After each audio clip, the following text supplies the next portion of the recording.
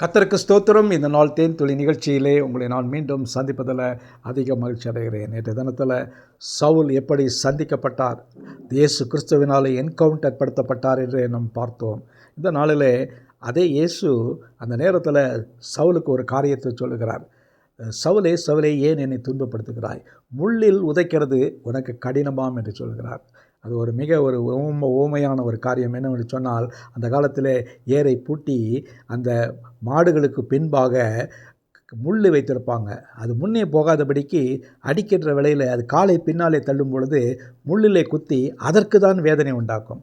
இயேசு சொன்னதான காரியம், முள்ளில் உதைக்கிறது உனக்கு கடினமாம் என்று சொல்லுகிறார். அப்படிப்பட்ட நிலையில் தான் இருந்தான். அந்த நேரத்தில், ஆண்டவரே, நான் என்ன செய்ய வேண்டும்? நீ போ, நீ என்ன செய்ய வேண்டும் என்று உனக்கு பட்டணத்திலே சொல்லப்படும் என்று சொல்கிறார். அப்படியாக அவர் பட்டணத்துக்குள்ளாக போகின்ற வேளையில் அவர் குருடாக இருக்கிறார், பார்வை இல்லை. அந்த நேரத்தில் அந்த இடத்துல நேர்த்து எனப்பட்டதான ஒரு இடத்துல அனனியா என்கிறதான ஒரு சீஷன் இருந்தான். அந்த சீஷனை தான் கைது செய்வதற்காக சவுல் புறப்பட்டு வந்தது. சீஷர்களை, யூதர்களையும் அந்த நேரத்தில் சீஷர்களை கைது செய்ய வேண்டும் என்று வந்தான். நடந்த காரியம் என்ன? அதே அனனியா அவனுடைய வீட்டுக்கு அவன் அழைத்து செல்லப்படுகிறான். அங்கு செல்கிறான். அந்த நேரத்தில் அனனியாவும் கேள்வி கேட்கிறான், ஆண்டவரே, எனக்கு பயமாக இருக்கிறது, இவன் வரானே, என்னை ஆண்டவரை அடித்து துன்பப்படுத்தி காவலிலே கட்டுண்டு அழைத்து செல்லப்படுகிறவன் வருகிறான். இல்லை, நீ போ, நீ அவனை உன்னுக்காக வருவான், உன்னுடைய தரிசனத்தில் உன்னை பார்த்துருக்கிறான், உன்னிடத்தில் வந்து இப்பொழுது அவன் ஜெபம் பண்ணி கொண்டு இருக்கிறான், ஆகவே நீ போ என்று சொல்கிறார். அவர் ராஜாக்களிடத்தில் அவன் இருக்கப் போகிறான்.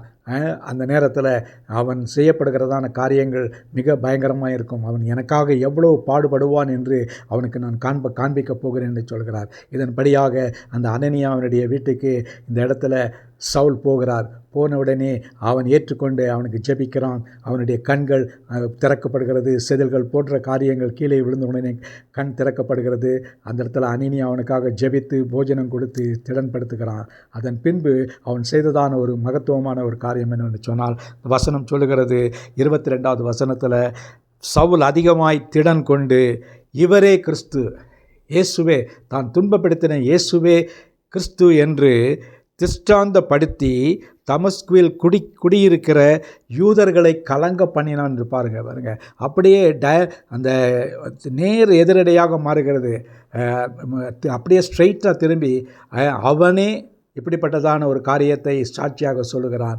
இயேசுவே ஆண்டவர் என்பதை திஷ்டாந்தப்படுத்தினான் என்று சொல்லப்படுகிறது. அப்படிப்பட்டதான சாட்சியை அங்கு உருவாக்குகிறார்.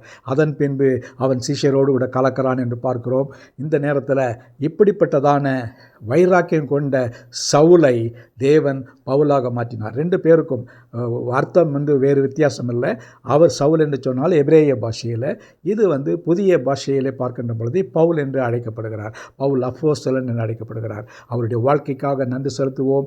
அவரை போல வைராக்கியம் உள்ளவர்களாய் காணப்படுவோம். ஆண்டவருக்கென்று சாட்சிகளாக இருப்போம். நல்ல ஆண்டவரே, இந்த சவுலை ஆண்டவரே பவுலாக மாக்கின நேர் ஆண்டவரே, இன்னைக்கும் அநேக சவுல்கள் இருக்கிறார்கள் ஐயா, உமக்கென்று வைராக்கியமாக உமக்கு எதிராக சபையை துன்பப்படுத்தி கொண்டிருக்கிறார்கள் ஐயா. அவர்களையெல்லாம் நீர் ஒரு பவுலாக மாற்ற வேண்டுமாய் ஜெபிக்கிறோம். ஆண்டவரே, மாற்றும் ஐயா, கிருபையை தாரும், காத்துக்கொள்ளுங்க, வழிநடத்துருங்க. மீட்பர் இயேசுவின் நாமத்தில் ஜெபிக்கிறோம் நல்ல பிதாவே, ஆமேன், ஆமேன். கர்த்தர் உங்களை ஆசீர்வதிப்பாராக. இந்த நாள் ஒரு மகிழ்ச்சியும் சந்தோஷமான ஒரு நாளாக அமையட்டும்.